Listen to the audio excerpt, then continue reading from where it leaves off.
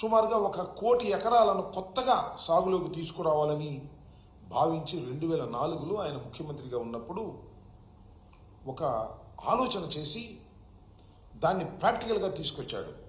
వెలుగొండ కానీ, హంద్రినివా కానీ, గాలేరు, నగరి, తోటపల్లి, వంశధార, చివరికి పోలవరం కూడా అంత పెద్ద ఎత్తున రైతుల కోసం, వ్యవసాయం కోసం, సాగునీటి కోసం ఆలోచన చేసినటువంటి మహానుభావుడు డాక్టర్ వైఎస్ రాజశేఖర రెడ్డి గారు.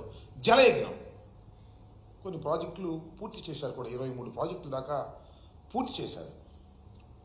చంద్రబాబు నాయుడు గారు తర్వాత వచ్చిన జలయజ్ఞం నాదేనంటాడు. పోలవరాన్ని నేనే సృష్టించానంటాడు. పోలవరం కోసం తాపత్రయపడ్డానంటాడు. ఆయన 14 సంవత్సరాలు ముఖ్యమంత్రిగా ఉన్నప్పుడు పోలవరం గురించి ఆలోచించిన సందర్భమే లేదు, జలయజ్ఞం గురించి ఆలోచించిన సందర్భమే లేదు, నీటిపారుదల ప్రాజెక్టుల గురించి కనీసం ఆలోచించుకోకుండా టెక్నాలజీ గురించి గొప్పగా ఆలోచించానని పదే పదే చెప్పుకునేటటువంటి వ్యక్తి.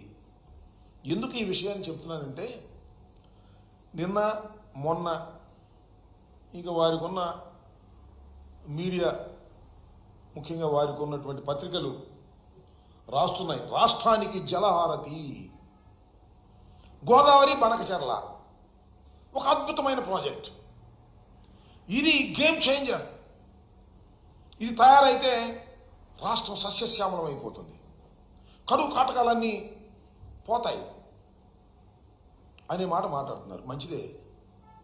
అసలు ఈ గోదావరి బనకచెర్ల ఈయనే కనిపెట్టినట్టు, ఈయనే దాన్ని ప్రారంభించబోతున్నట్టు చెప్పేసుకుంటున్నాడు. వాళ్ళు రాసేసుకుంటున్నారు. అమ్మాయికి జనం నిజం అనుకుంటారేమో మాకు అనుమానం.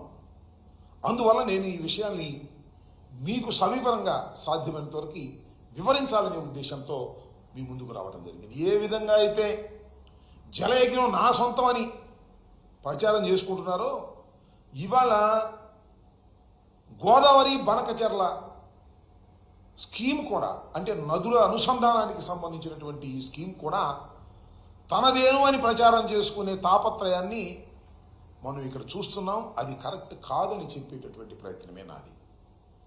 ఏ ప్రాజెక్ట్ అయినా నేను మనవి చేస్తున్నా, ఈ రాష్ట్రంలో వ్యవసాయానికి, నీటికి సంబంధించిన ఏ ప్రాజెక్ట్ అయినా డాక్టర్ వైఎస్ రాజశేఖర రెడ్డి గారే శ్రద్ధ చూపాడు.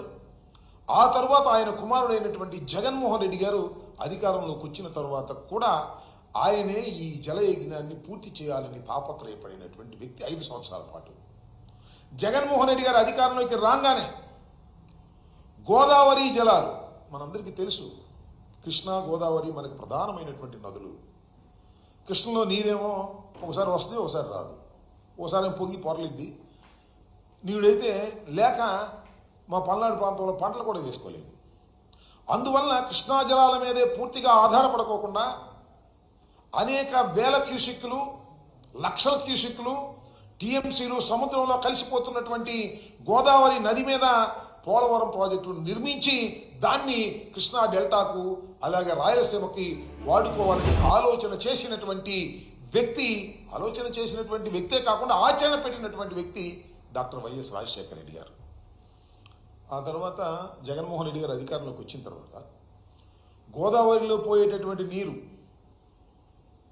2000 టీఎంసీలు పోతూ ఉన్నాయనేటువంటి భావన చాలామందిలో ఉంది. దీని నుంచి కొన్ని టీఎంసీలను మనం కృష్ణా జిల్లాలకు వాడుకోవాలి, రాయలసీమకు వాడుకోవాలని, కృష్ణా డెల్టా కావాల్సింది వాడుకోవడం కోసం కాలువలు తవ్వారు, నిర్మాణం జరుగుతూ ఉంది, అది ఒక అంశం.